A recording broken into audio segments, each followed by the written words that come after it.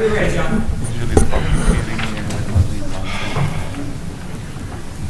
right, welcome everyone. We're going to get started. Call the meeting to order at 7:10 p.m. This is the April 10th, 2025 Town of Fishkill Planning Board meeting. And please rise and join me in the Pledge of Allegiance.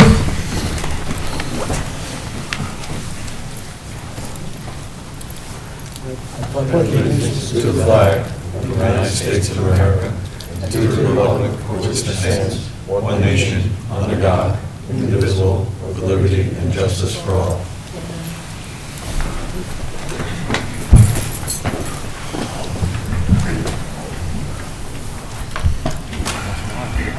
All right, the usual reminders to silence our cell phones, and everyone please speak clearly into the microphones. Well, we have all 7 voting members here tonight and 1 alternate member also. So just a very good announcement. Bob Malvarosa was reappointed by the town board for another 4-year term. I was reappointed for another 4-year term as chair of the planning board. And Kevin and VJ were each reappointed for another year as alternate members. So congratulations. Everyone. And another note, at the end of tonight's meeting, there will be a closed session in which the board will seek advice from our attorney. This has nothing to do with any applications currently before the board. And on that note, let's start with our public hearing. I'll read the public hearing notice just for the record. This is 300 Westage Hotel Site Development Plan. At 7 p.m. or as soon thereafter as possible, the applicant seeks site development plan approval for the construction of a 4-story, 103-room, 66,150 square foot hotel with associated parking, landscaping, lighting, and utilities.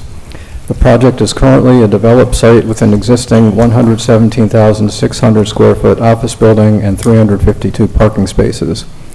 The proposed hotel will occupy an area on site presently used for parking. There is existing access to the site via Westage Business Center Drive, and no changes are proposed to the existing access. The proposed project includes a shared parking lot with the existing office building and consists of 250 parking spaces. The applicant is seeking a waiver from the town planning board for the required parking and loading spaces. The proposed project will also require an area variance from the town zoning board of appeals for encroachment into the rear yard setback. The parcel for this proposal is identified as tax map parcel 6155-00984582, located at 300 Westage Business Center Drive, consisting of 6.34 acres in the planned shopping center zoning district. Is there a motion to open this public hearing? So moved. Second. Fred moves it and Felix seconds it. All in favor, please say aye. Aye. Any opposed? Any abstentions? That carries 7-0. So, would the applicant's team like to give just a very brief summary of the proposal for the benefit of the public before we open it up for public to speak? Sure. My name's Karen Lobruto. I work for Labella Associates. I'm a senior planner there, and we're here representing the applicant Riverlink Hotels in their application for a site plan approval and parking waiver for the proposed hotel, which, as the chair mentioned, is proposed at 4 stories with 103 keys. We are seeking the parking waiver. We undertook a parking study to determine the demand required for the office at 100% occupancy and the hotel at 100% occupancy, and understand that the demand for both those things is approximately 238 parking spaces. We're providing 250. In addition, we did coordinate with the Department of Health, and it's been confirmed that we can gain water and wastewater services from the Westage Business Center Maintenance Association. We've also conferred with the fire department and have added an additional fire hydrant for a total of 2 fire hydrants. Just to clarify, we are seeking also from the Zoning Board of Appeals not only the rear setback, but also, not only a variance for the encroachment in the rear setback, but also for additional sign area variance for additional area for both the monument signs and the wall signs, so that they're slightly larger than what's permitted. And so that's all we really have to say. I don't want to keep talking and let it be open to the public hearing. Thank you very much. All right. Let me just see a show of hands if there's anyone in the audience tonight who would like to speak at the public hearing.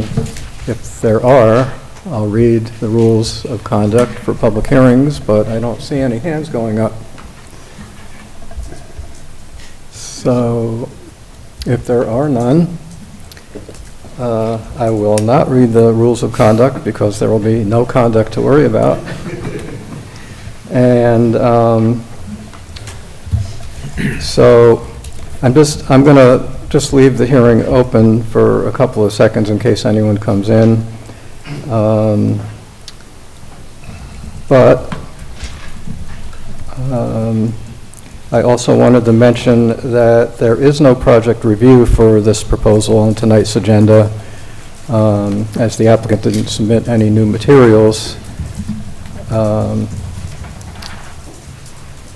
And also, we will have to start thinking about seeker documents at some point, but I believe the board should not authorize preparation of draft seeker documents yet until we hear from MJ's traffic engineer on the traffic and parking study.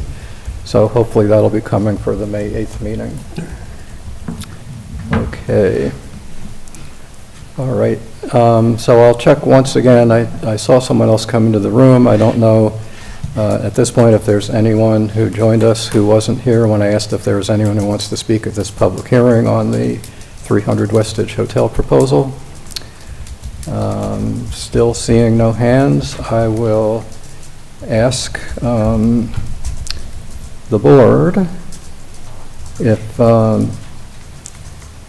we think we should close the public hearing tonight. I think probably, since nobody showed up, it's probably a good bet. There are some processes that we have left to move the forward along, but I'll just ask our attorney, Dominic, if there are any reasons why we should not close the public hearing tonight.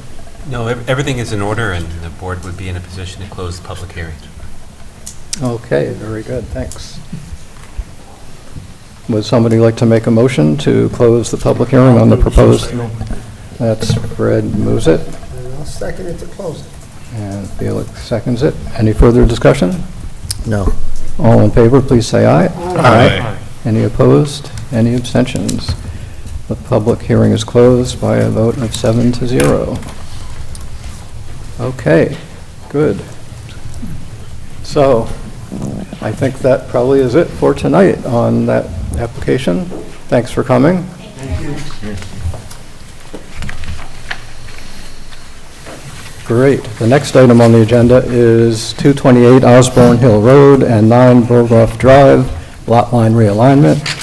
Board to review the submission received by the applicant's representative on March 26, 2025, which is a request for a readoption of the resolution of reapproval adopted by the board on September 12, 2024, and expired on March 11, 2025. So hopefully the applicant is present. I do not see the applicant's attorney. Well, if the applicant is not here, we will not close this item out for the night, but if they don't show up, they're going to be back on the agenda next time, and we're not going to do anything with this. That is correct. Okay. Big question mark on that one. Yeah. Well, this could go really quickly. Oh, no. I know. You did it. I had to do that. I just don't want to get out of here any earlier than 8:30. You talked in the middle of a no-hitter. It's going to be midnight. Project reviews are coming up now. We've got Chick-fil-A at 18 Westage Drive, site development plan. Board to review the submission made by the applicant's representative on March 26, 2025. A draft EAF, which is Environmental Assessment Form, Part 2. A draft EAF Part 3. A draft negative declaration. and to consider adopting and authorizing the chair to sign the aforesaid documents. So, welcome, come on up, introduce yourself, and please just kind of give us a quick review of the submission that was received March 26th. Sure. Good evening, Mr. Chairman, members of the board. My name is Charlie Gottlieb from Whiteman, Osterman, and Hanna in Albany, New York, on behalf of Chick-fil-A. Here this evening with our project engineer, Tim Freitag from Bowler Engineering, and John Martinez from Chick-fil-A. We did have a submission package that included some revised site plans, mainly response to comments that we received from MJ Engineering, as well as some members of the public that spoke at the public hearing. I'll have Tim run through those site plan changes pretty briefly, but the meats and potatoes of it was there was some added mitigation at the intersection of West Merritt Boulevard. There was some widening of the access drive for the Hudson Town Center to accommodate some additional loading areas for the, I believe it was the wine and liquor store, which was the member of the public that spoke. We have reviewed the draft negative declaration, certainly take no exception to that. We did have a comment related to the proposed traffic mitigation, contemplating a future scenario. So as it reads now, there was some suggested future mitigation that if there were repeated negative adverse impacts related to traffic that the board could consider. What we would like to suggest to the planning board is just a simple tweak to that language, just to say, to the extent there are repeated negative traffic conditions which are not expected, that we would work with the town to find mitigation that would be acceptable. Because we don't know what the solutions to an unforeseen traffic problem may be, and that way we have kind of all options on the table that we could discuss with Chick-fil-A as well as with the property owner.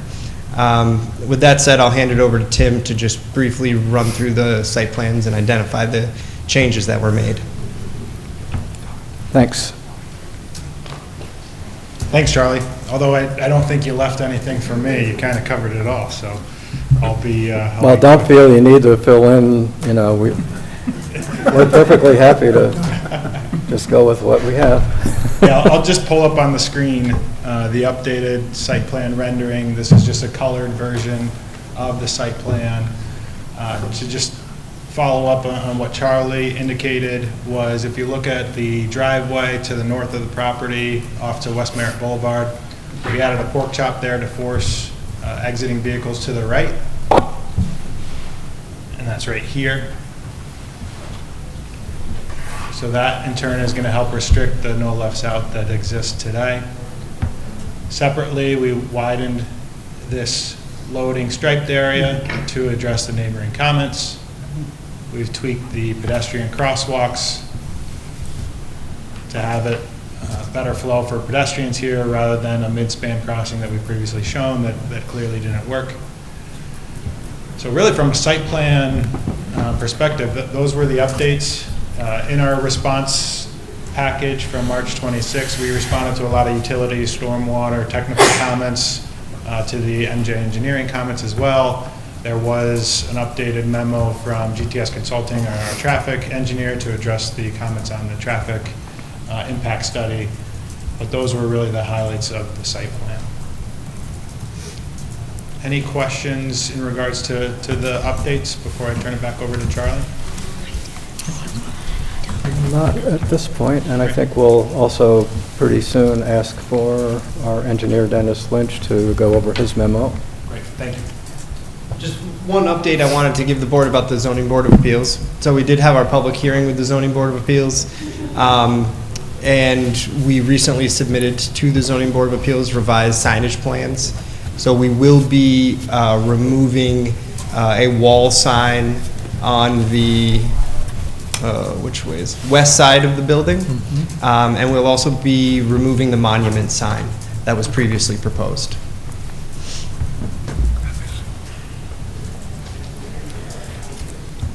And so those have been submitted to the ZBA as part of the revised application? Yep, that's correct. That public hearing is still open because they wanted to see the revised plans. They're also waiting for the negative declaration. And, you know, we hope that they look favorably upon our changes that they requested to reduce the signage. Okay, thanks. All right, Dennis, would you like to start off with your memo dated April 4th? And Sure. then after that, we'll move on to the seeker documents. Seeker, we just note that the board had classified this as an unlisted action at its December 12th meeting and initiated coordinated review on December 20th. We note that the requirement for a GML. Again, we note that the variances that the applicant's seeking. On the sediment erosion control plan, there was a second entry that was construction entrance that was put on that exited onto West Merritt. I just want to know if we can just take a look at that because we're going to be adding traffic onto that. We might be able to relocate that. Additionally, there was a construction sequencing plan. I think we just need to work with the applicant a little bit to kind of fine tune that and kind of phase it because of the neighboring properties and the need to keep access to those properties. Again, there was the truck turning movement. They had provided for deliveries that would be done at off hours. We just asked that they place a note on the plan for that. We had a couple of comments on the stormwater pollution prevention plan that were technical in nature. Going through to the traffic, all of our comments were satisfied. As he noted, that we did make a recommendation that in the event that the actual traffic counts exceeded what was anticipated, that there was some mitigation, basically forcing the traffic farther to the west and around the site. But we can discuss that in detail if you want. That was really our report. Okay. Thanks, Dennis. Any questions from board members at this point? No. All right. Bob? I did take a look Could you do at, me a favor? I'm sorry. I'm sorry, that's right, I'm sorry. I did take a look when I was in Danbury at the store there, and I guess that has just 2 signs on it, as far as, I know you guys have revised the thing, but I did notice that over there. But I understand how this building has visual effect from 4 sides, you know, from people, so I just wanted to point that out. Yeah, and one of the things the Zoning Board of Appeals members asked was having our wall signs be more consistent with the surrounding buildings. So we took a look at the Chipotle and the Five Guys, and they have a total of 6 wall signs on that building, 3 for each business. So that's kind of, and the ZBA thought that the 4 wall signs was a bit excessive. And so the why we took it off the west elevation is because we want people to identify the site from West Merritt Boulevard, from Route 9, and then also from people accessing from the west of the site.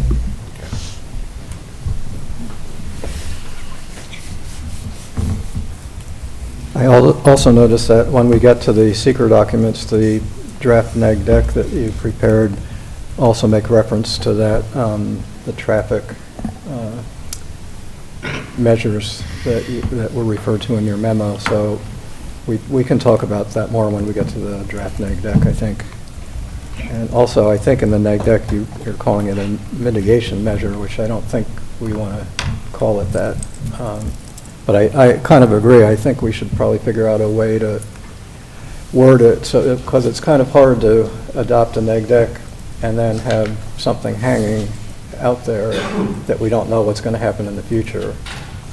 So I think we'll have to figure out how to deal with that. So why don't you move on to the draft EAF parts 2 and 3 and the draft neg deck. Why don't we do those Sure. all together? We prepared a part 2 EAF. going through. The project won't create material conflict with any of the adopted land use or zoning regulations. The project won't result in a change in the use or intensity of the use of use. The proposed action will not have impact on the character or quality of the existing community. It will not have an impact or create an establishment of a critical environmental area.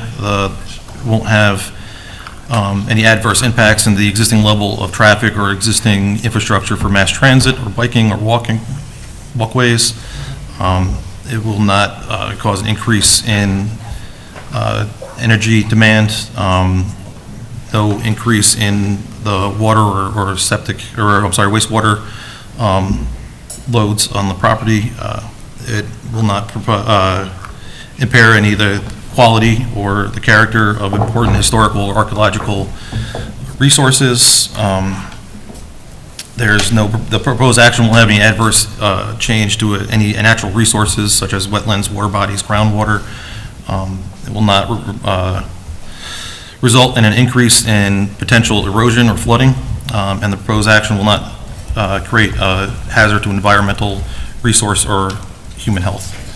As part of the neg deck, we go through, we note that there will be approximately 2.14 acres of disturbance. The applicant has provided a stormwater pollution prevention plan and the requirements of the general speedies permit from the DEC. They've provided a sediment and erosion control to mitigate any runoff during construction. The proposed action will include the demolition of the existing building and the creation of a new building that's in character of the surrounding areas. The project is located in a critical environmental area. However, it's not expected, since it's already developed, that it will any increase in any potential impacts on the site. There is no increase in the intensity of land use. It's in the character of the neighborhood. During construction, there will be a slight increase in noise. However, it's going to be temporary, and all work would be required to follow the noise section of the Town of Fishkill Town Code. Will not have any impacts on the any geological features or flooding, groundwater, air, aesthetics, open spaces, resources, energy, or human health.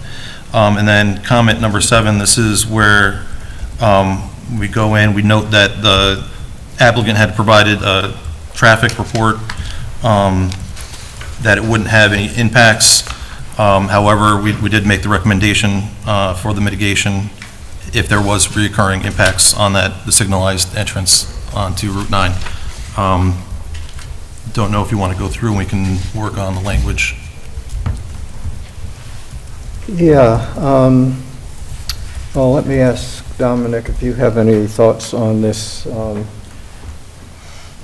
The question being, proposing possible mitigation measures for something that we don't know is going to happen yet. Yeah, I understand, and it's a valid concern, certainly, and having personal experience at Chick-fil-A's, like in Maryland, they're very popular, and that's fantastic, and I'm sure that a lot of people will be excited that they're coming to the area. But the board might want to consider language that would require the applicant to conduct perhaps a post-opening traffic survey that would identify, what the conditions are like there over a period of time. And I would suggest that that would not occur like in the initial, 6 months after it's open, because everyone's going to be excited to go there. But for some period after 6 months, to up to a year, perhaps, they could monitor, traffic. And I think the real issue is whether or not traffic is spilling out of the site and out of the, the lanes within the site and onto, the surrounding vehicle lane network. And the board could require that study and then have that study actually come back to the board for an update from the applicant to see whether or not there's any adjustments that could be made at that time. Although and obviously, I think, as part of your presentation, you've been anticipating that this is going to be busy, and I think that Chick-fil-A has been very proactive in general as to how they approach moving people through, their restaurant, and especially through the drive-through as expeditiously as possible. But that would be my suggestion, if that's acceptable. That's acceptable. I think, they could develop a protocol for what that study would be, and it could be submitted to the town's consultants.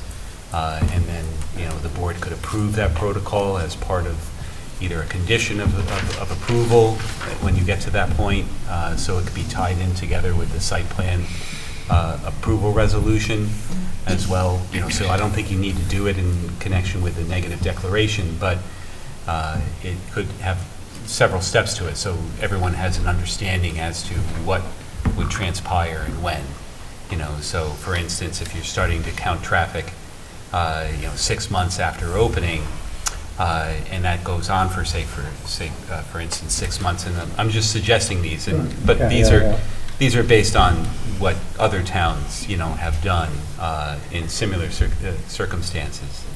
And then there would be a time frame when that report had to be submitted to the board, and then the board can consider it and evaluate whether or not any adjustments need to be made at that time.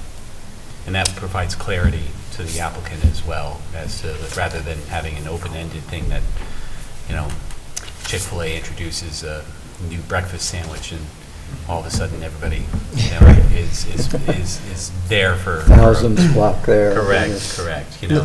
I think that's very reasonable. That's something we also see other jurisdictions doing, that we've been getting permitted in. Again, I would say, I think your assessment of starting that 6 months out, or at least up to 6 months, so you're out of the grand opening period and when things start to calm down, is important. And I think that allows for more flexibility of what mitigation may be necessary in the future if it's warranted. Certainly nothing on Sundays, but. Right. Fair enough. That Walmart gets a lot of traffic at Christmas. Yeah. And that's the time, I don't know when you're planning on an opening, but that's the worst time to go into that mall. Yeah, actually corporately, Chick-fil-A almost has a blackout period of openings between Thanksgiving and Christmas time to avoid situations like that. Not to say it can't happen, but it's very, very rarely that they do that, just to avoid, Black Friday interruptions, but also they don't want to take their team members away from family members during the holiday for opening. Everything that was just discussed about, a traffic monitoring report, that's certainly something that we could do. Some other jurisdictions, rather than kicking it back to the planning board, what they've structured that to look like is more of submitting it to town staff and consultants, and then letting them decide whether there's an issue or not before it gets picked back up by the planning board, just to save a step if there isn't an issue. We don't need to come back to this board, but that might be something to consider. Or also getting the local police department involved for them to pipe up and say, okay, we've had an issue out here or we haven't. So we've seen it go to town staff and police departments versus back to planning boards, but just wanted to throw that option out there too. So what do board members think? I like the way that Dominic was describing a possible alternative to the way the wording was in here. Yes, I agree. I think my feeling is if there is an issue, I would like it to come back to us, not to the staff. So I think these are details. I think we can talk about it yeah, another yeah. I time. think the main thing is we could figure out some modified, very simplified wording to put in the neg deck. Sure. And then when we get to conditional final approval, we can flesh out more detail as to what the protocol would be for doing this follow-up study. I mean, you could simply say in the negative declaration that the applicant will conduct a post-opening traffic survey and submit that same to the planning board pursuant to a protocol that will be developed as part of any approval resolution. Yeah, that works. And if it'd be helpful, we could submit a proposed outline of what that looks like for consideration as site plan. I think that would be helpful Sure. as Yeah, that'd be the great. process moves on. Absolutely. So Debbie, did you get some of I that? don't have to worry about that, I'll listen to the video in the morning. Okay. We'll let AI take care of it. It's not AI, Mr. Wilson. Not even me. It will be soon, from what I understand. I just got back from the New York Planning Federation Conference, and there was a lot of talk about AI. You It's can- coming. Good. You can Excellent. get transcripts of videos now. All right, welcome to that. Oh, yeah. So, John, at what point would that sentence come in here on item number 7? Would that come in So after the, I think we're going to be deleting, If. starting with the sentence, "if the actual additional traffic generated," and delete A and B below that, so that okay, basically the sentence would start after "in the general vicinity of the project or intersections." okay, that makes sense. I wasn't sure if we Get rid of all that. identified that point. Okay? So, Thank you, Anthony. any other questions or comments on any of the other parts of the neg deck? No.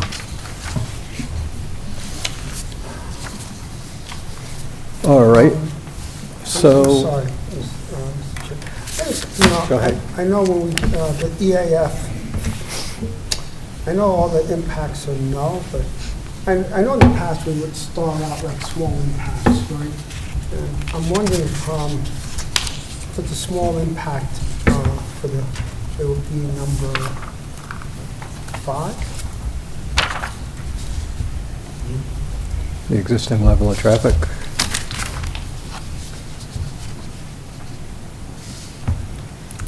If you like, we can change that to a small impact if you want. We can start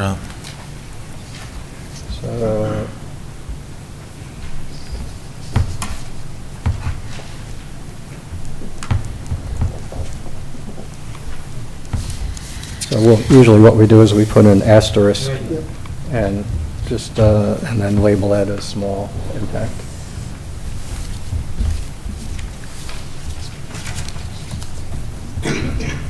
Any others that anyone thinks should be modified like that? No. All John, I right. just have one minor, under the CCs, we should include the zoning board on the chair, on the neg deck.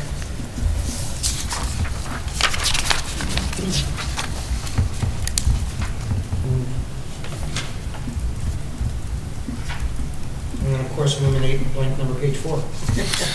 Yeah. Well, although if you add something, it might end up as a page 4. No, No. it's not after we You'll be revise able, number 7. I you'll be able to think. squeeze, you'll be able to squeeze it in. Yeah, Okay. thank you. All right, so having gone through the EAF parts 2 and 3 and the draft neg deck with some modifications, is there a motion to approve the draft EAF parts 2 and 3 and the draft neg deck for the proposed Chick-fil-A at 18 Westridge Drive as reviewed and revised tonight, and to authorize the chair to sign those documents? So moved. Bob moved it. We'll put Jody down as second. Any further discussion? No. All in favor, please say aye. Aye. Any opposed? Any abstentions?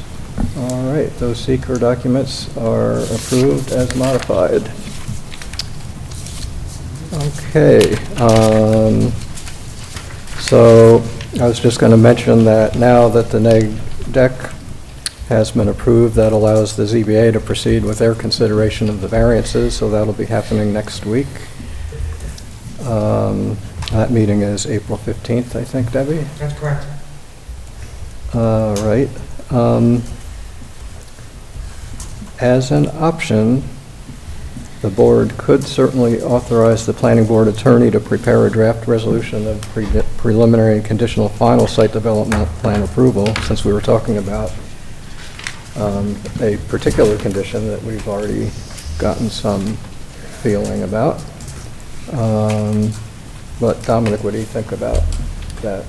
We could always prepare it, and the board can review it if it's timely, and also depending on how they make out with the zoning board of appeals. And, but having it ready, rather than having them come back next month in May and saying, we got our variances, now please prepare it, and then it would be June. Yeah. So it would make sense to authorize it, and we'll certainly prepare it for the May meeting, if that's what the board would like us to do. Dennis, any thoughts? No, all the remaining comments are technical in nature. I don't think there would be an issue with drafting. And also, again, it would be a preliminary and conditional final site development plan approval, so we can put conditions in there that would cover anything that might be remaining. Are you anticipating that it would be preliminary and not conditional final, or? Well, I guess we usually call it preliminary and conditional final. Yes, Yeah. yes, I understood, but I was not anticipating that the applicant was going to be seeking preliminary and then coming back for a conditional final. I assume that you Right. would prefer to have both up Yeah, front. if we would prefer to have both, and in our next submission, like Tim had mentioned, we'll outline what our traffic report would look like for the future submission. And, we would certainly welcome the idea if we get our variances to come back for the May meeting and consider other conditions, and then as far as we can get in the approval process would be excellent. Yeah, and I think since this was classified as an unlisted action and it was done through a short environmental assessment form, it would be fairly common for the board to go with preliminary and conditional final together in one resolution. I mean, it's unlikely that the project's going to change with any other outside agency approvals. Yeah, the only one might be State DOT, but they've given us some fairly good comments so far, so they've been pretty involved as an involved agency. Agreed.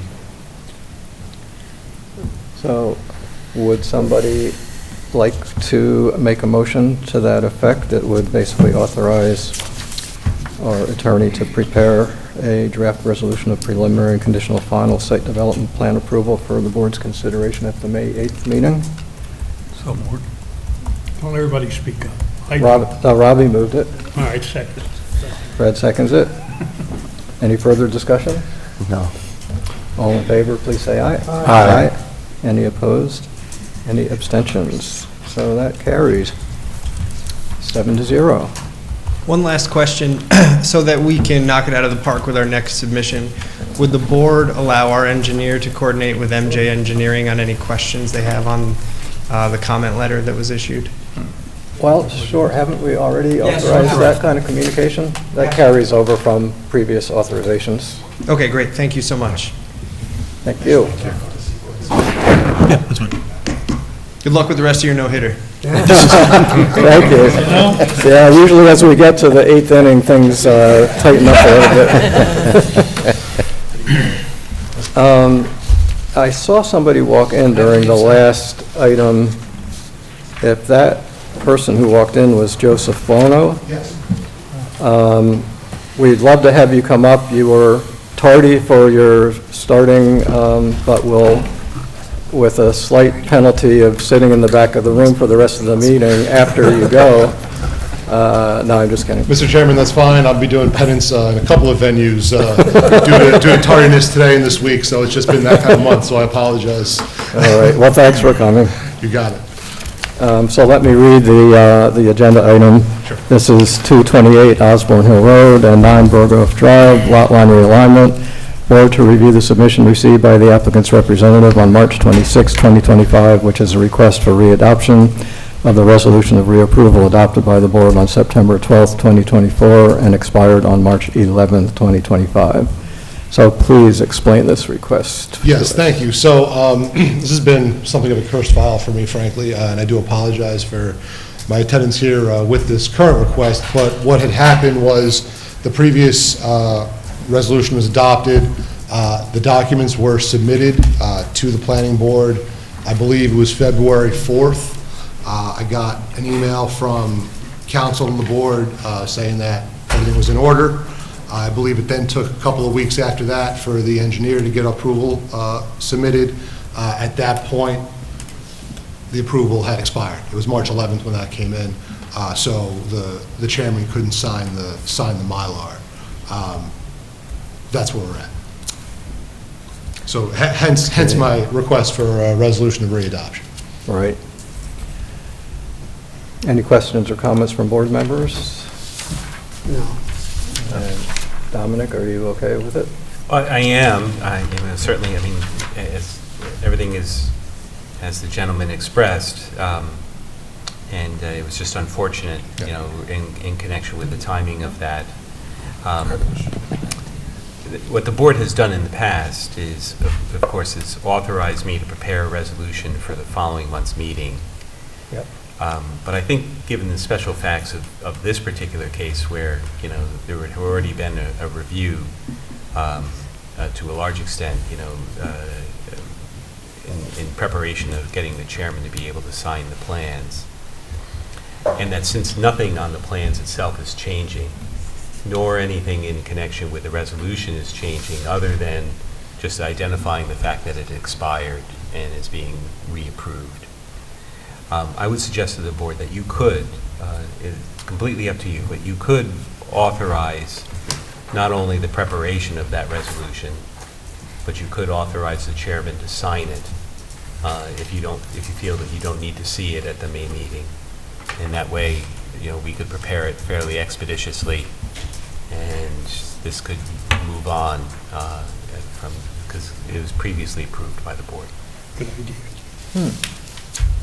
It's not something you typically do, but I think given the special facts of this particular one, you know, certainly the resolution would be drafted and reviewed by the chairman, reviewed by Dennis, and of course Debbie, and once it's finalized. But I'm telling you now that what's only going to be different in it is the fact that it says that it expired and is now being reapproved. Yeah, a new title, a new date, basically. So everything else will be exactly the same. Exactly the same. Does that seem okay with everybody? Great idea. I'm comfortable with that. One last thing on next month's agenda. Yeah. That's a good thing. Yeah. All right. So would someone like to make a motion to that effect? Just basically repeating what Dominic said? Whatever Dominic said. Whatever he said. That's second. Dominic. Wait, who was the second? Second. Bob? Felix moves it, and Bob seconds it. Any further discussion? No. All in favor, please say aye. Aye. Any opposed? Any abstentions? So that carries 7-0. I'll try to get that done next week. Very good. Yeah. I appreciate it. And Mr. Chairman, members of the board, once again, thank you. Fishkill remains my favorite jurisdiction in Dutchess County, very close to my heart, and you guys never fail, so I appreciate you all. Thank you very much. Thank you. And thanks for coming. Thank you. Late, but better late than never. It's my family crest.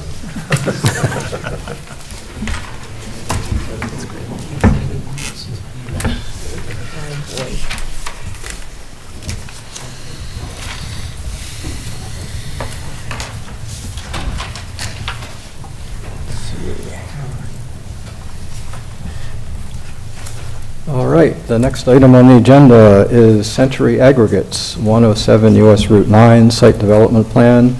Board to review the submission received from the applicant's representative on March 26, 2025. Welcome, Mr. Day. Good evening. Good to see you again. Good evening, good to see the board, everybody. Luke Clementi from Century Aggregates tonight. We've made some, we've made the changes.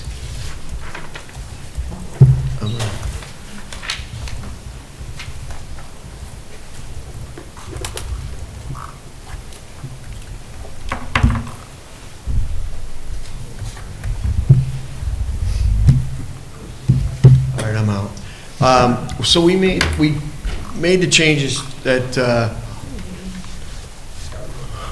that's not what So, we basically went through the comment letters we got, and we've, excuse me, made revisions. There was one issue that came up about the height of the silo. We did meet, or talk to Joel Petras, the zoning administrator. Joel had asked that we consider extending the building so the silos were actually protruding to the roof in order to comply with the code, which we can do if that's okay with the board. He felt that would work to be more conforming. All the other changes, I think we either addressed in our comment letter. We received Mr. Lynch's, and we take no exception. We are scheduling test pits out there for both the Board of Health and for the proposed basin. And really, that's where we're at. We'd like to know if the board would allow us to, or would you schedule a public hearing based on the project as it is right now? Are you just extending the roof, or are you putting a room up there too? No, there's no room. We're basically going to extend, it's a pre-engineered building. We're just going to extend it out one more frame, and inside the front and the back and the roof, and then leave the end open.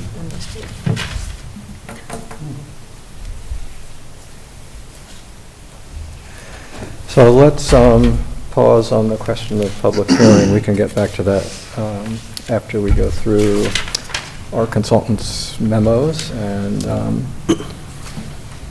so are there any questions at this point for the applicant? Otherwise, we can get to our consultants' memos. All right. Well, why don't we start with Dennis? Why don't you go through MJ's engineering memo? Going through, based on our review, this would be an unlisted action under seeker. We go through, we list the involved and interested agencies. We make note of the need for a GML. Going through the site plans, a lot of the comments have been addressed. We just do note that we do need a structural evaluation of the existing bridge that will be forthcoming. As Mark had mentioned, we had requested some deep tests and soil testing out there for the infiltration basin. Some other details about the proposed basin, just some pre-treatment prior to going in, just since it's going to be a gravel, basically parking lot, and then some consideration for some wintertime conditions.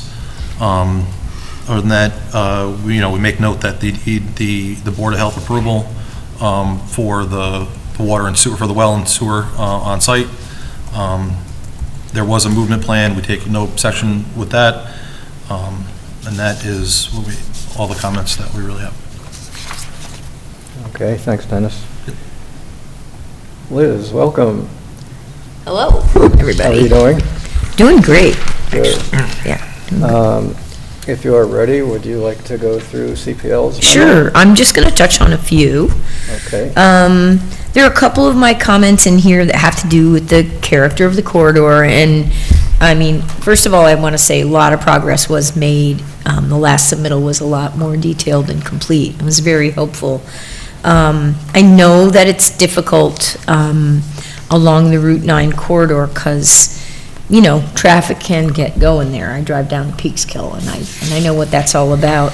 But, having grown up in an area that was both urban and rural, Burlington, Vermont, and in areas around, and ridden a bike, I think it is possible to accommodate people enjoying that kind of activity and making it as safe as possible. So there are a few comments in there having to do with signage for trucks going out, people approaching the access, and let's see. So, I'm sorry, you're talking about trucks leaving our site, right? Yeah, That's what like we're having talking some signs as they're leaving, letting them know what's coming. We've Yep. talked amongst ourselves, we've agreed, so we'll Yep. put the sign details on there. Yep, and then I don't know if it's possible to have something also on the road, or maybe on your property, for at least one direction, letting people know that bikers could be coming. So that's another thought.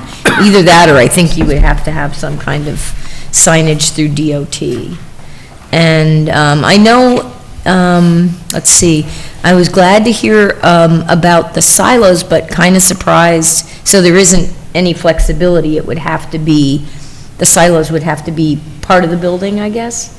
They would be encompassed in the building. Gotcha, okay, so that addresses that. Okay, good. And I didn't know what to do with that, so I'm glad that you spoke with Joel.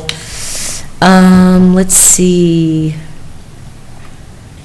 You have, I think you have a lot of gravel and sand surfaces, just a matter of labeling them, so there's no question whether or not it's impervious. We also put that on, there's general notes. We're not proposing any pavement other than the proposed 88 parking space next to the batch plant. Yep, That's the okay. only pavement we're proposing on this project. Okay, good, good. Well, that's what I thought, it wasn't real clear, like in the plan view, but I guess maybe I think it's in our response. I missed an, oh, okay, okay. There's a number of responses that go to that.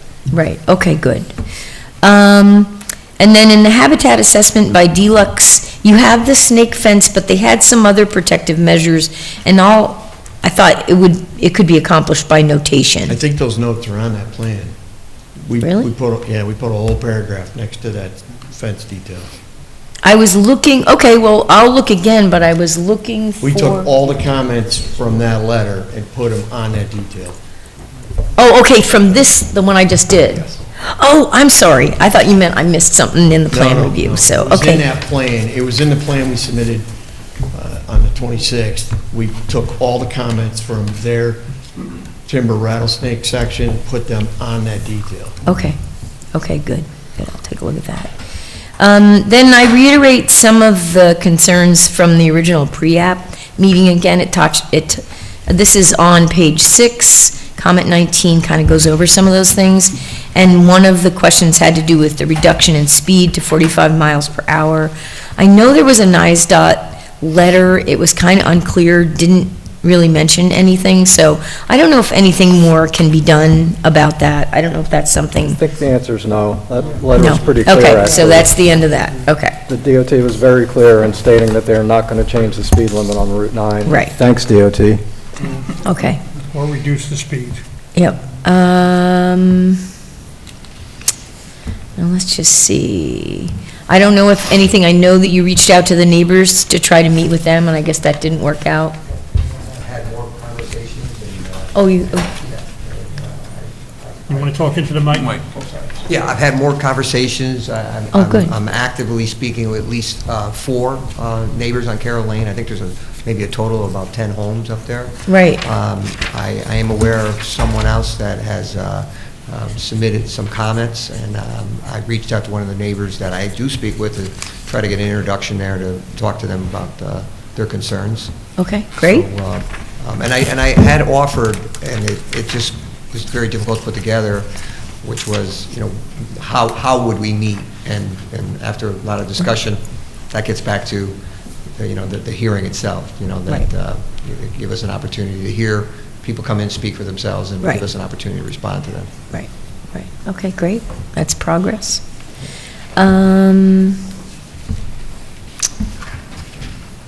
I had one question about lighting for the parking space for disabled persons.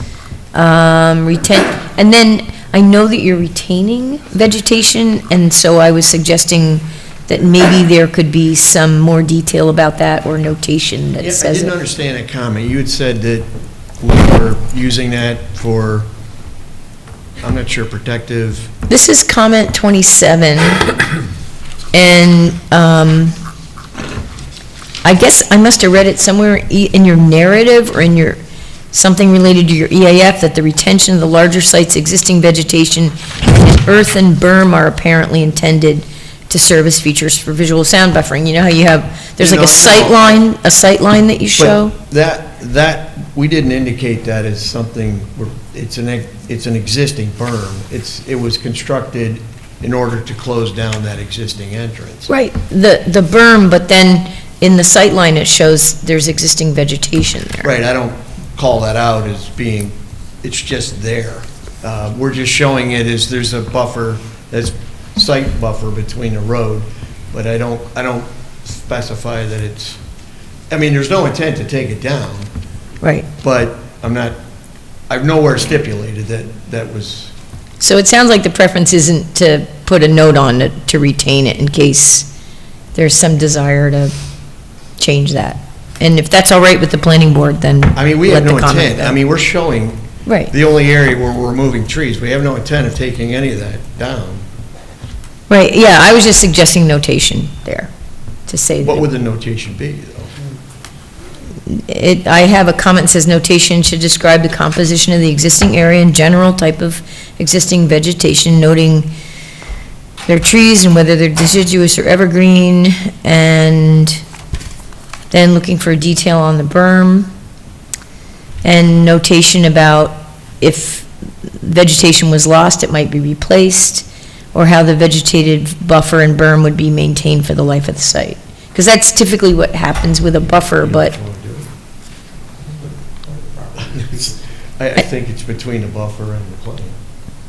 Well, there's the buffer, so we have the Clove Creek, Clove Creek Greenway, basically, that has trees on both sides. Right. Obviously, off limits, that doesn't get touched.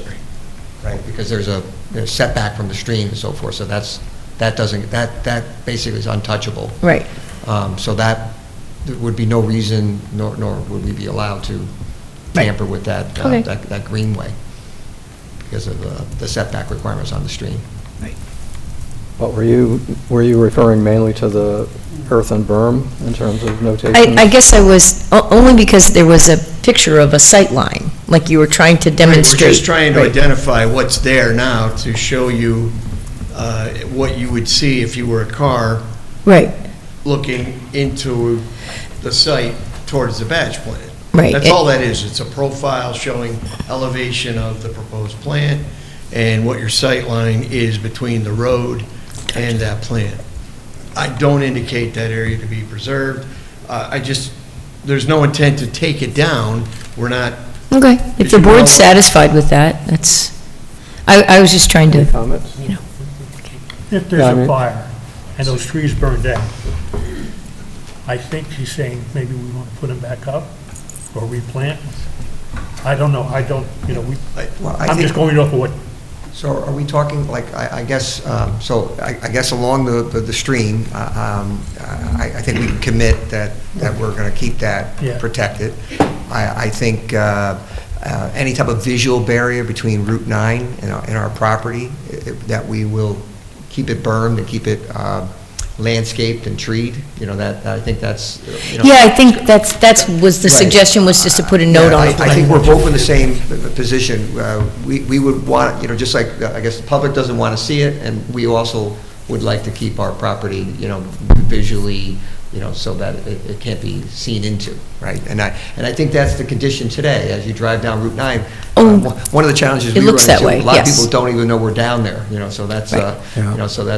but that's the way we want to keep it. So I think to your point about preserving that feature, and so if anything were to happen to the trees, but I think we're always doing, landscaping along the Route 9 area, and we'll continue to maintain it. So it sounds like maybe you wouldn't have any objection to putting a plan notation on just a simple note saying, this area shall be preserved to the Well, extent practical. Right, I think I heard the language that if something were to happen to the trees, or if there was any need, maintaining a visual berm with vegetation and trees, that we can agree to. Okay. Yep. Good, okay, thanks. And I think that's most of it, and then we had some follow-up noise comments, and I don't know if you want to have whoever your specialist is have a conversation with us about any of the remaining comments, but it looks like with a few revisions, that the situation could work, but I think the idea was to try to have a few more revisions to the noise study to sort that out.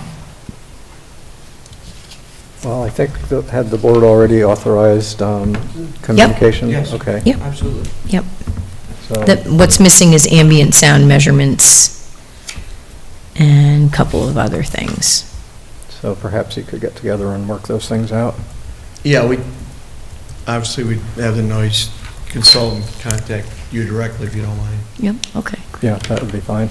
And he kind of, I swear I didn't have him write this comment, but at the end, he's talking about the vegetative buffer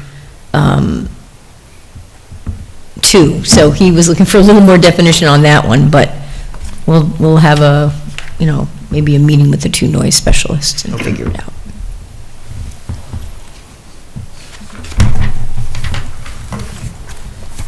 Questions or comments from planning board members? No.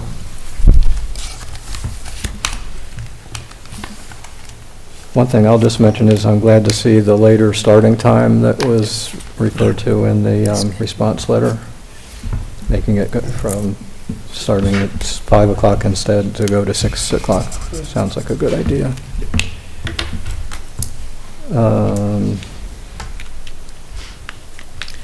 Okay.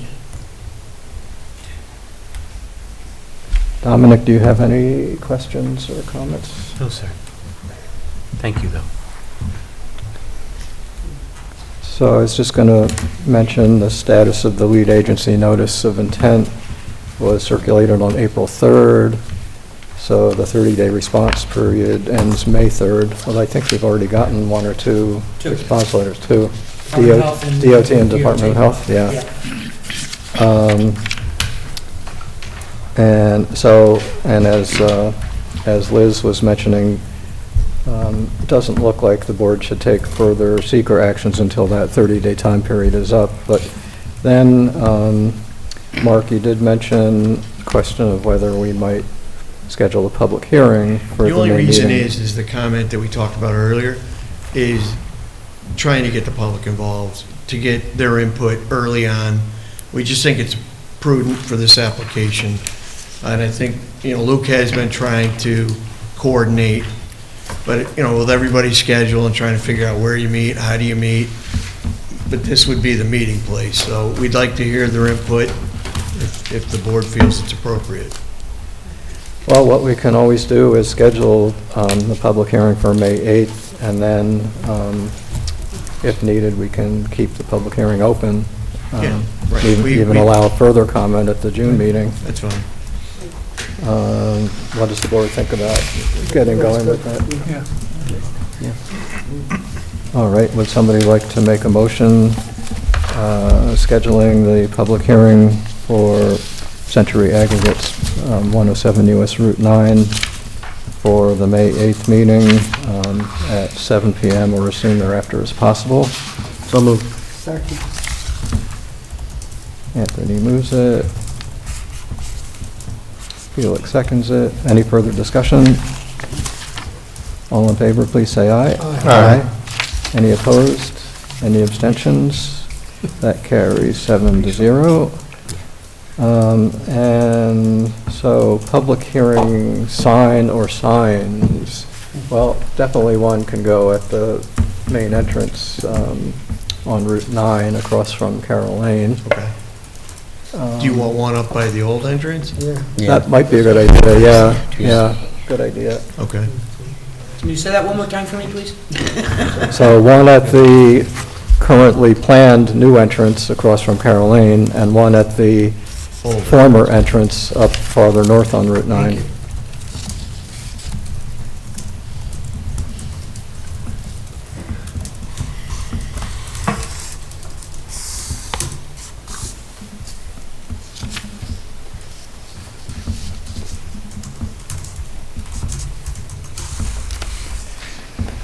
Okay. And then, once the 30-day time period for the notice of intent passes on May 3rd, so at the May 8th meeting, we might be able to also then authorize our consultants to prepare draft seeker documents for the proposal. Thank you. All right. Anything we didn't cover that we need to tonight? Okay. Thank you very much. All right, thank you. Mark, I'll get you the packet tomorrow. Yeah, no problem. You're welcome.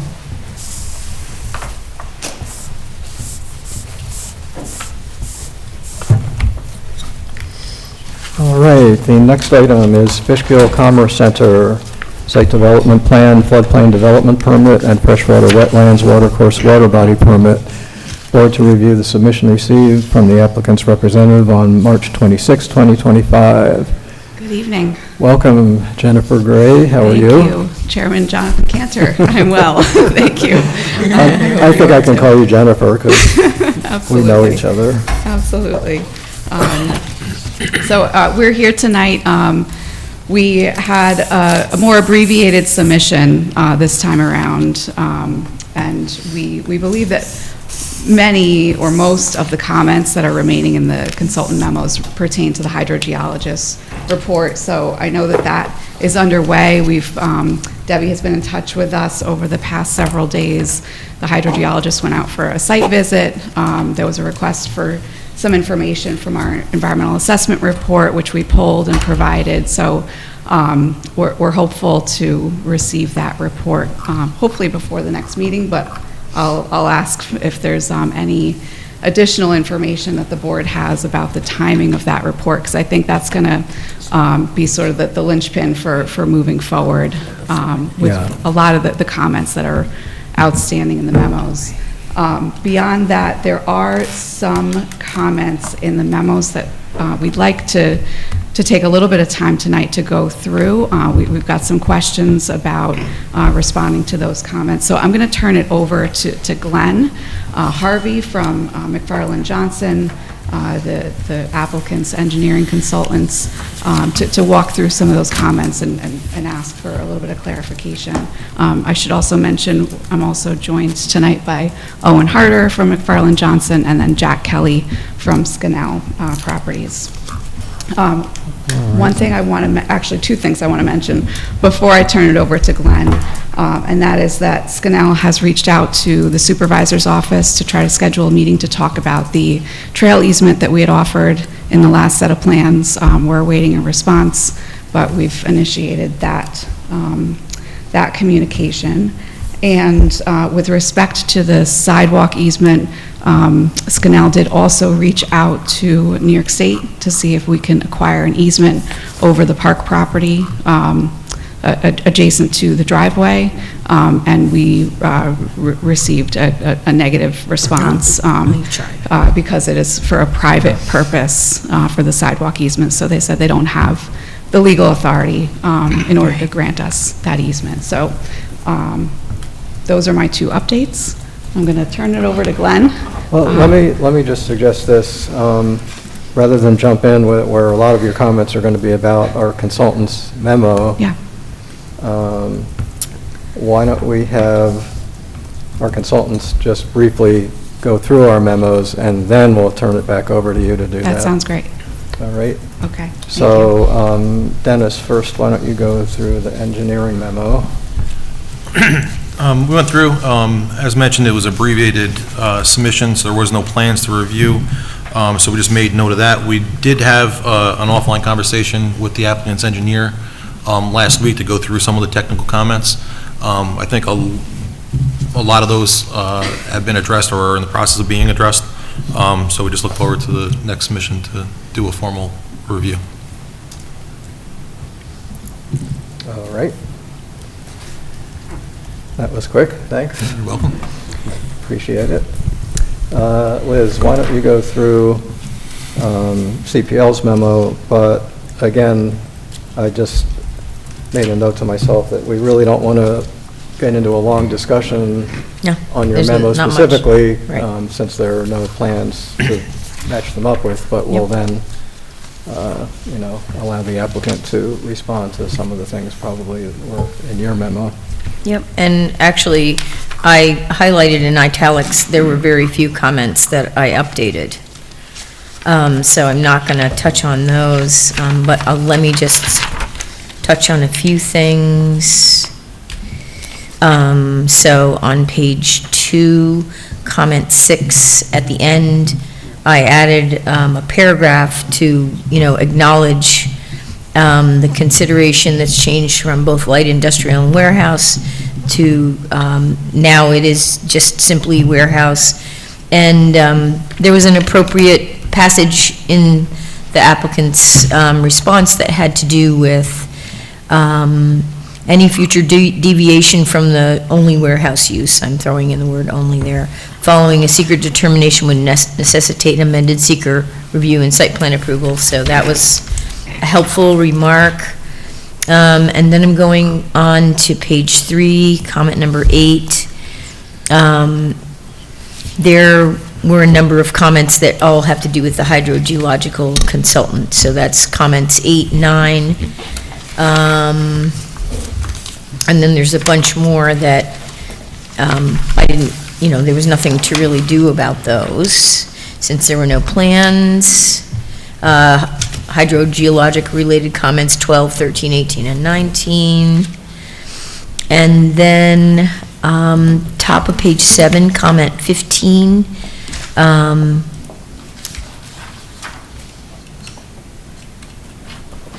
I was looking at the plans related to the woodland barrier, and the plans do indicate existing woodland natural barrier, but there's no notation that says anything about it remaining to be protected.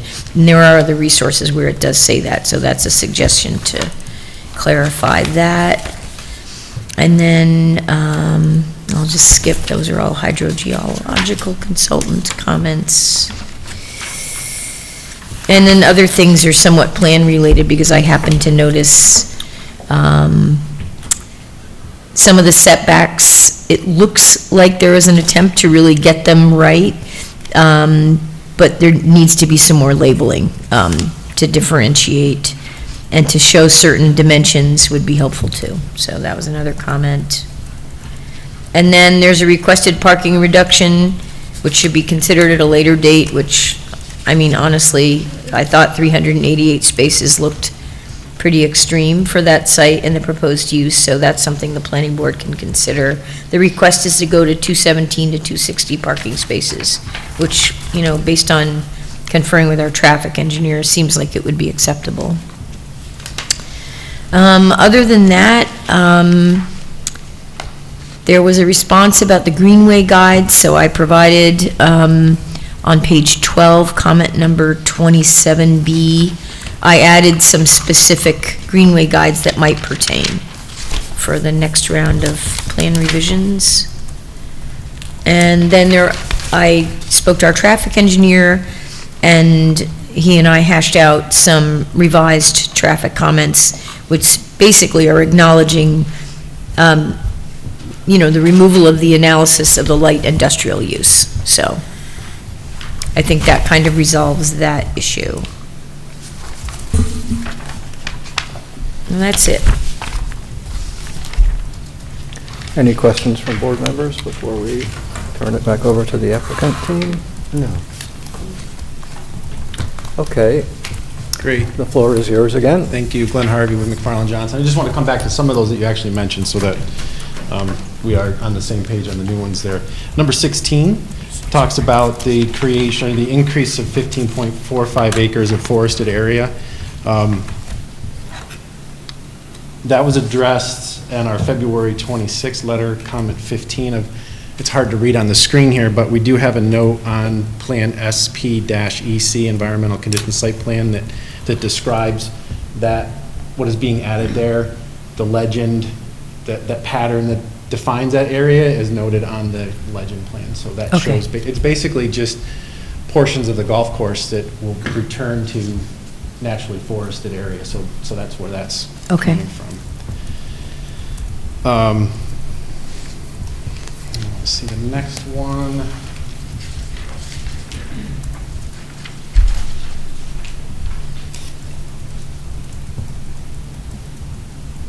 Comment 25 was about adding reference to the noise ordinance on the plans. We added that, it was asked to add that to the erosion and sediment control plans, which we did. We've also added it to our general note sheet.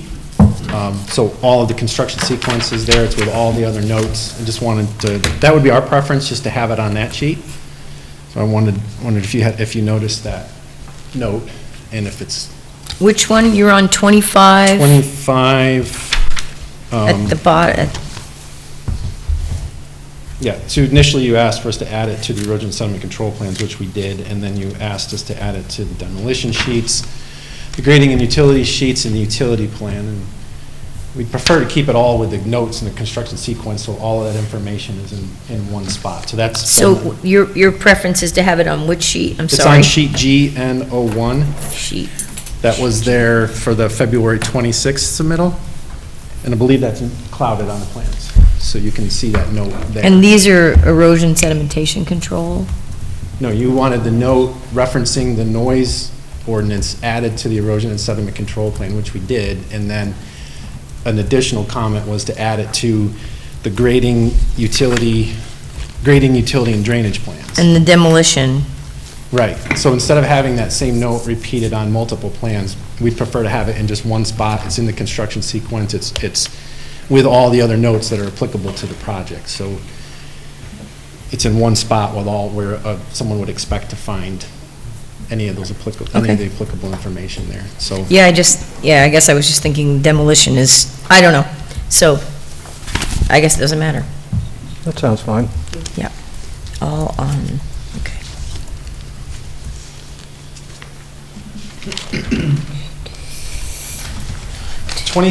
Comment 26 references responding to comments from Emily Dozier at the county.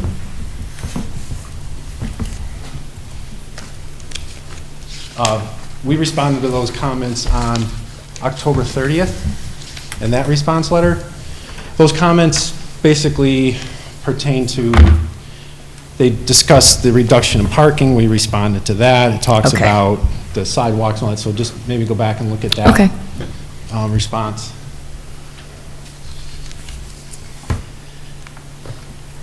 '27 you mentioned refers to the Greenway Compact. We did respond to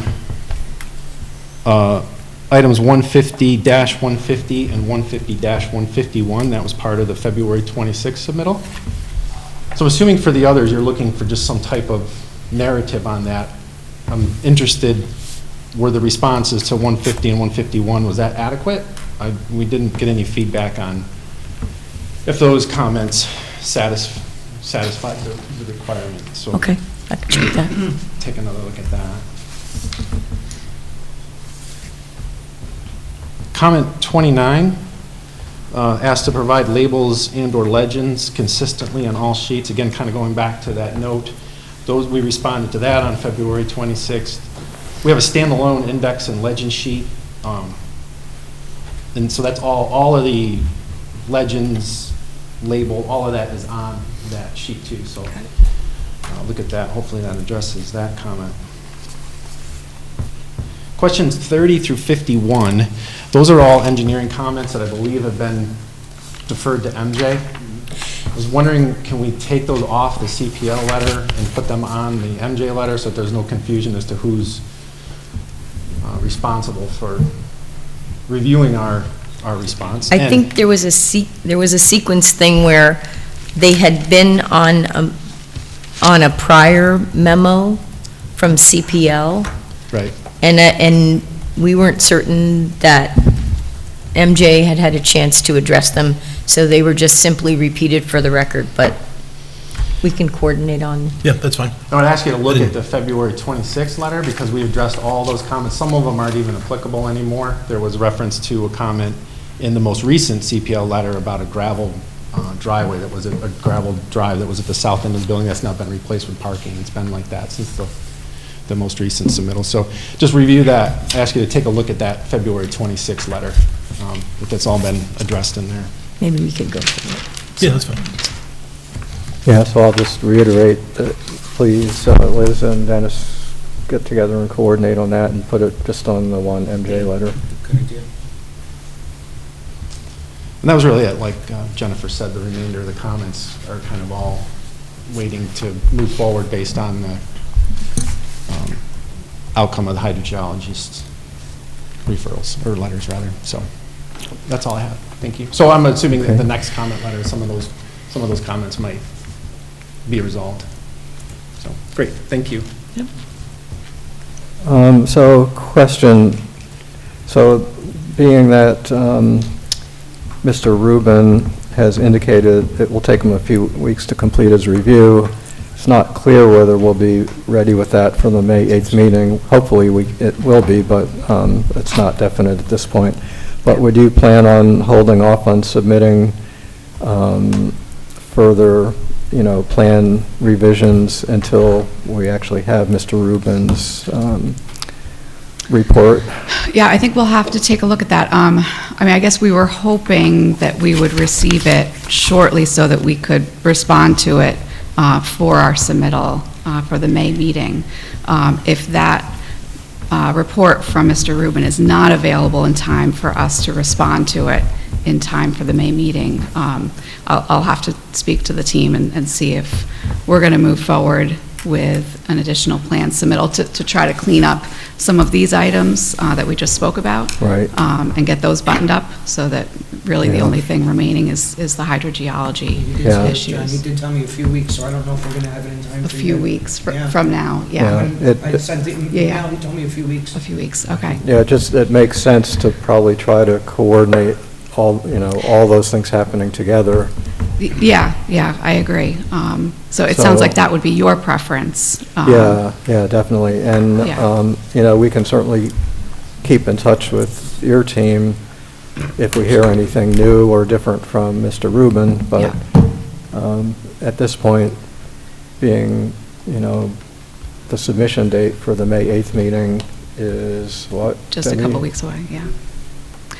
Coming up, not too far away. That's probably is not going to give a lot of time to get things all together. Yeah, so to the extent he needs any further information from us, Debbie has been great about reaching out to get that information from us. So, we're happy to provide whatever he needs. Okay. Jonathan, I have a question.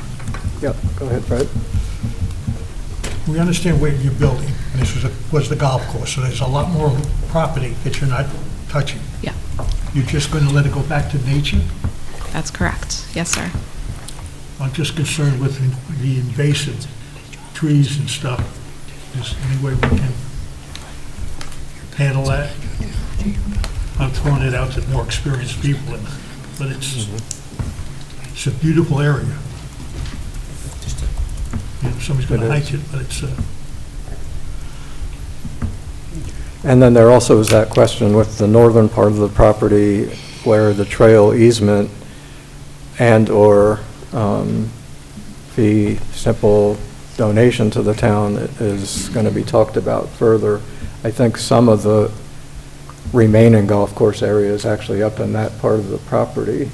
So that's probably a dialogue that we can continue when we do get a meeting set up with the supervisor. I know the supervisor let me know that there was contact from your team, Yes. and he invited me to come to that meeting. So once that's set up, we might be able to talk more about that. Absolutely. But that's kind of Sounds similar, Fred, to what I had Yeah. a couple meetings ago talked about of, well, why don't we see what we can do to try to maintain or enhance that area that will be remaining from the golf course to the extent that we can. I mean, I'm not asking you to necessarily keep it and run it as a golf course, but on the other hand, I think Fred is right that there might be some opportunities to do some maintenance, vegetative maintenance in there and keep it from getting a lot of invasive species coming in. A lot of that is kind of in or near the wetland areas too, so, I mean, some of it will revert to wetland vegetation probably, but Right. Other parts of it are a little bit drier, so. Yeah, we can explore, some kind of management program. Certainly, I don't know what would be appropriate there, I don't but either, there are but- folks on the project team that could consult Soccer field. on that issue. Soccer No, field. I don't think we're talking about active recreation, but certainly passive. I don't think that would count as forest. So, okay, so something to keep in mind. All right, we'll explore Also, that. I was pleased to note that the applicant acknowledges in the response memo that the second southbound lane on Route 9 will be extended into a dedicated right turn lane leading to the proposed new entrance, and that future plan submissions will show that as to be prepared by others. Yes. Or however the timing of that all works out. So, all right, anything else from board members? Any other questions? To be continued at either the May or possibly the June meeting, probably. Okay, great. Thank you very much for your time Okay, tonight. Thank you. Thank you.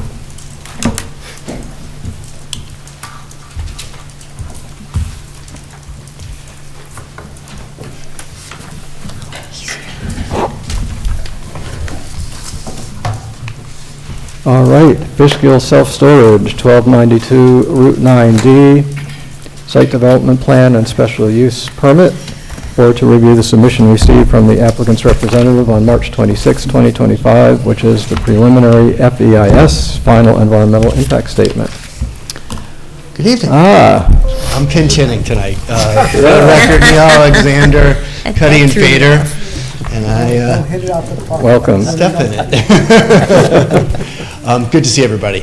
I think you said it all, really, in the quick, write-up. We took several months to provide the FEIS. You just, received it a couple weeks ago. We understand and recognize that ultimately under seeker, the FEIS is your document.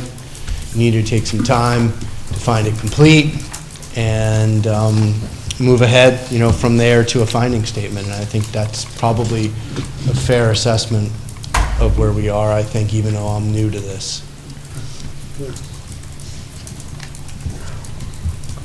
Liz, do you want to just say a few words? Yeah, just quickly, trying to kind of clear the decks and just kind of started diving into it today. So hopefully I'll have some nice big chunks of time, and I think what I'm aiming to possibly do is have comments out by either the week ending the 25th, I think, or the week after that, try to get some comments out. That's the goal, anyway.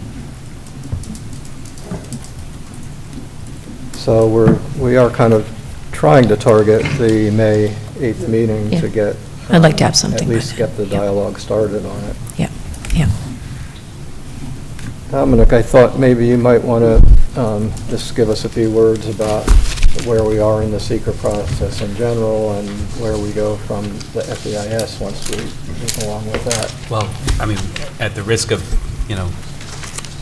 dilating the meeting, because we are moving along at a significant I know. pace. 8:30 is only a couple minutes away. No, no, we have no deadline. That's Yes, no, understood, but Mr. Alexander is correct, and I mean, the most important point is like, unlike a DEIS, where the applicant is preparing a DEIS, and it's essentially, their view of the project and their proposals as far as mitigation measures, the FEIS, becomes the board's document. And it's the board's responses to the public comment and also identification of what mitigation measures are appropriate for a project or alternatives or anything else that's been identified in the seeker process that's appropriate in light of the concerns that either the board has or the public has or outside agencies have. And so as a result, there's no default approval associated with it within FEIS, so the board is supposed to, get it right and take the time, but nonetheless, you're also supposed to move expeditiously as you are in general under seeker. And so aiming to have this on for the May 8th meeting so that the applicant can have some feedback as to where the review stands at that time, I think is prudent. Yeah, and I was planning on working with Debbie on getting this on the May 8th agenda, definitely.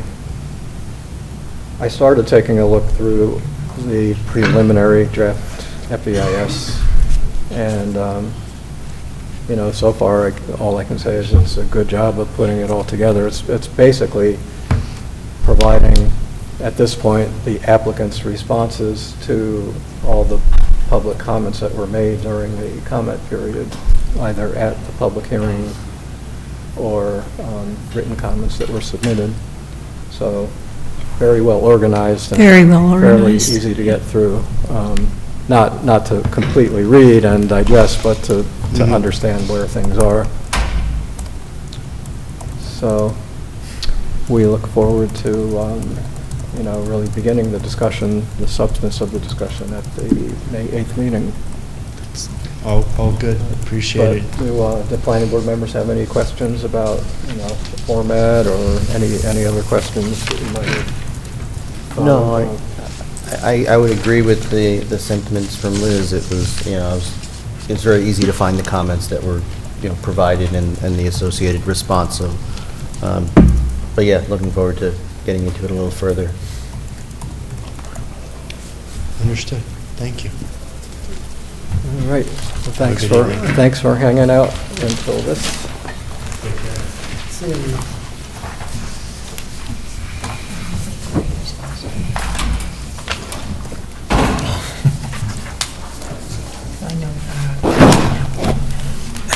Okay, so that is the end of project reviews. We have one more item, though, on the agenda, which is going into a closed session for the board to seek advice from the planning board attorney. So we're gonna get ready to do that. So we appreciate. Yeah. So we'll have the taping halted while this is going on. I guess to be clear, the only action this board would be taking coming out of the session would be to close the meeting for the evening, right? I guess for the... Well, I was going to get into some of that as soon as we clear the room. Okay. Good night, all. Good night. Thanks, Liz. Stay out too late. Dennis, if you like, you can also be excused. I think we're going to, basically what we'll be talking about is, and this is, okay, while the tape is still running, if it is, we're going to be talking about the planning board's appeal of an interpretation. I think probably we're off the air. Interpretation of the zoning administrator that the board filed with the zoning board of appeals. So what we... Did you make a motion? Not yet, so, but are we... Whenever you make a motion, they'll shut it down. Okay, so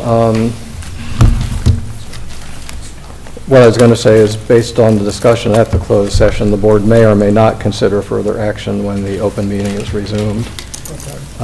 So we probably will need to come back into the open meeting and have the broadcast continue at that point, but I don't think it should take that long. So is there a motion to enter a closed session? So moved. Felix moves it. Second. That was Anthony? Yep. Anthony seconds it. Any further discussion? All in favor, please say aye. Aye. Any opposed? Any abstentions? So that carries. We are now in closed session, so I'll give him a second. Thanks, Dennis. Right.